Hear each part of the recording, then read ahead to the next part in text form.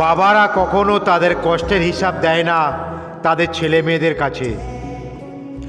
রোদে পুড়ে বৃষ্টিতে ভিজে অপমান সহ্য করে শুধু একটা স্বপ্ন বুকে নিয়ে বলে, আমার ছেলে মেয়ে যেন আমার থেকে ভালো থাকে।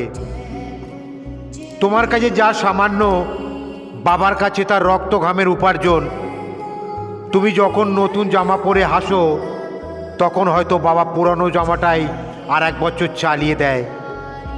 তুমি যখন স্বপ্ন দেখো বড় হওয়ার, বাবা তখন নীরবে নিজের স্বপ্নগুলোকে বিদায় জানায়। মনে রেখো, বাবার পেশা ছোট হতে পারে, কিন্তু তার ত্যাগ কখনো ছোট নয়। আজ যদি তুমি সফল হও, তাহলে সেই সাফল্যের ভিত বাবার অদেখা পরিশ্রমের গাথা। তাই কখনো লজ্জা নয়, গর্ব করো তোমার বাবাকে নিয়ে।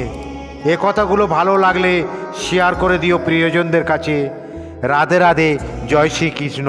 So thank you so much and God bless you.